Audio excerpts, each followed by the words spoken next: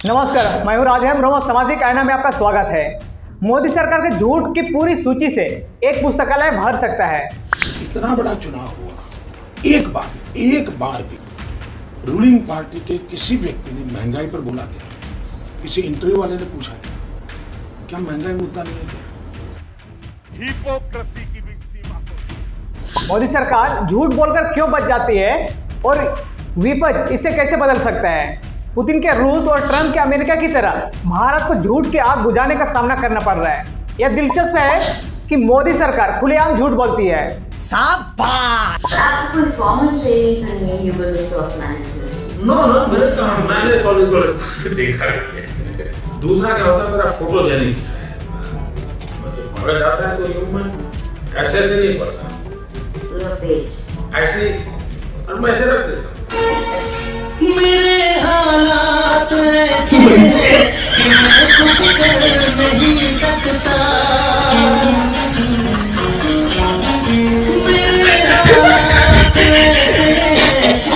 झूठ जो स्पष्ट और बहुत स्पष्ट होती है। बस कुछ उदाहरण में पेश कर रहा हूं।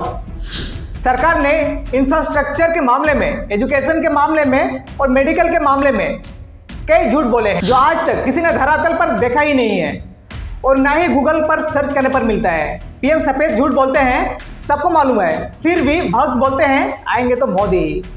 अब गलती किसकी है आप खुद समझ सकते हैं, कमेंट में भी जरूर बताइएगा। हमने तय किया है 100 लाख करोड़ रुपया, 100 लाख करोड़ रुपया आधुनिक इंफ्रास्ट्रक्चर के लिए लगाए जाएंगे, जिसे रोजगार भी मिलेगा, जीवन में भी एक नई व्यवस्थाएं विकसित होगी जो आवश्यकताओं की पूर्ति करेगी।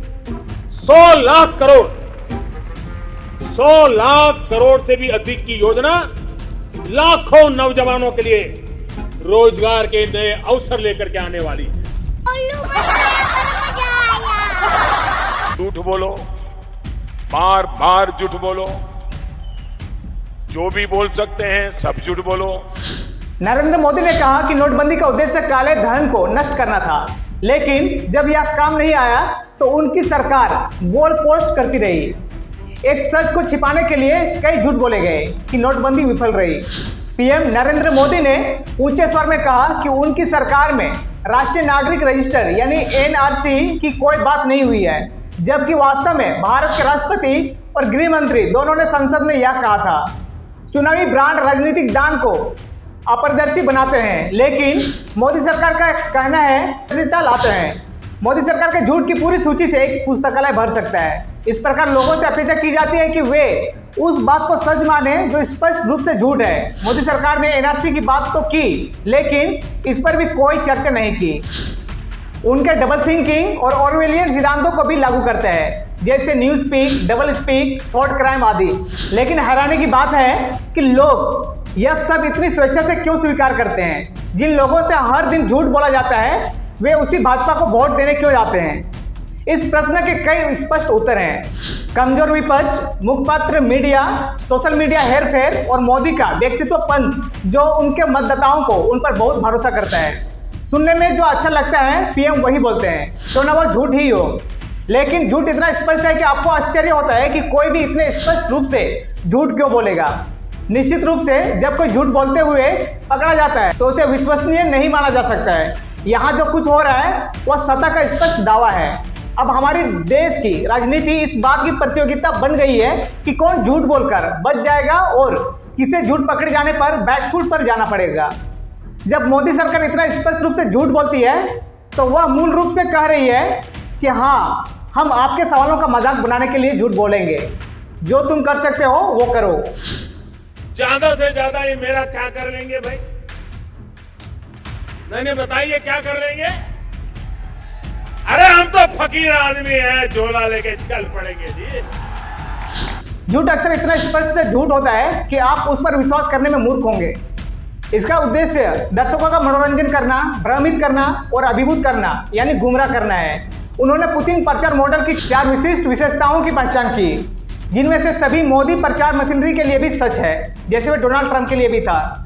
जैसे पहला है कि उच्च मात्रा यानी बिग क्वांटिटी और मल्टी चैनल। मोदी प्रचार मशीन कई चैनलों के माध्यम से लोगों पर संदेश बरसा देती है, मतलब सभी सोशल प्लेटफॉर्म से मोदी प्रचार बरसाता है। दूसरा है कि तीव्र और निरंतर और दोहराव यानी हैशटैग और मीम्स और भावनात्मक रूप से चार्ज किए गए वीडियो किसी भी घोषणा से पहले तैयार हो जाते हैं। जैसे घोषणा की जाती है, सामाजिक और मुख्यधारा दोनों मीडिया उसके समर्थन में संदेशों की बौछार शुरू कर देते हैं। प्रचार की मात्रा और गति आपको अपने बारे में निर्णय लेने के लिए दिमाग में जगह ही नहीं देती है। और तीसरा है कि वस्तुनिष्ठ वास्तविकता यानी ऑप्शनल ट्रूथ। ऑप्शनल ट्रूथ के प्रति प्रतिबद्धता का अभाव, दूसरे शब्दों में नकली समाचार कह सकते हैं। हम जानते हैं कि नकली समाचार क्यों काम करते हैं। पुष्टिकरण, पूर्वाग्रह, सूचना अधिभार, भावनात्मक हेरफेर, किसी विश्वसनीय मित्र द्वारा साझा किए जाने पर भी किसी संदेश पर विश्वास करने की इच्छा हो जाती है, इत्यादि आप कह सकते हैं। मोदी प्रचार तंत्र में इसकी कोई कमी नहीं है। ऑफ इंडिया और पोस्ट कार्ड न्यूज जैसी अनगिनत फर्जी समाचार फैक्ट्रियां हैं देश में। और चौथा है निरंतरता के प्रति प्रतिबद्धता का अभाव। यह वह हिस्सा है जहां फर्जी खबरें और दावे उजागर होते हैं और फिर भी वे नेता को नुकसान नहीं पहुंचाते हैं। एक दिन मोदी सरकार कहती है कि नोटबंदी काले धन को नष्ट करने के लिए है चाहिए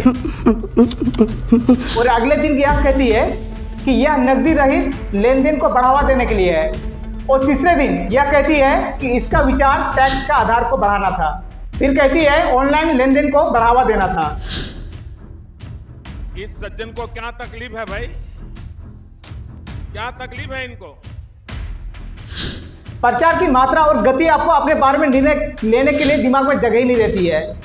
आप जानकर हैरान होंगे कि लगभग 18,000 ट्विटर अकाउंट बीजेपी के लिए फर्जी खबरें फैलाते हैं। स्टडी के अनुसार, जो अभी भी जारी है, सोशल मीडिया पोर्टल रेडिट के एक उपयोगकर्ता द्वारा संचालित किया गया है जो यूनोस्मोस उपयोगकर्ता नाम से जाना जाता है। उपयोगकर्ता का दावा है कि उसने ऑनलाइन गलत सूचना के रुझानों की पहचान करने के लिए लाखों असत्यापित ट्विटर खातों का विश्लेषण किया है। एक एल्गोरिदम की मदद से आयोजित यह अध्ययन स्पष्ट राजनीतिक झुकाव वाले लगभग 4 लाख ट्विटर खातों की पहचान करके शुरू हुआ है। उपयोगकर्ता के वेब पेज urbannazi.com पर प्रकाशित शोध के अनुसार इनमें से लगभग 1.2 लाख खातों की पहचान कांग्रेस समर्थक और 2.7 लाख यानी 2,70,000 खातों की पहचान भाजपा समर्थक के रूप में की गई है। अध्ययन में गलत सूचना और प्रचार के स्रोत के रूप में काम करने वाले खातों की संख्या भी पहचान की गई है, जबकि 17,789 भाजपा समर्थक खातों की पहचान की गई है और उसमें से कांग्रेस के लिए यह संख्या मात्र 147 थी। अमित शाह ने भी एक बार कहा था कि बीजेपी कार्यकर्ताओं के पास कुछ भी वायरल करने की ताकत है, यहां तक कि फर्जी खबर भी। आपको बता दें कि वैश्विक महामारी यानी कोरोना के दौरान भी आईटी सेल यही साबित कर रहा था। तो ये थी आज की अपडेट। इसके बारे में आपकी क्या राय कमेंट सेक्शन में जरूर बताएं और अगर आपको ये वीडियो पसंद आए तो इसे लाइक और शेयर जरूर करें। चैनल पर नए तो चैनल को सब्सक्राइब करना ना भूलें। जय हिंद, वंदे मातरम।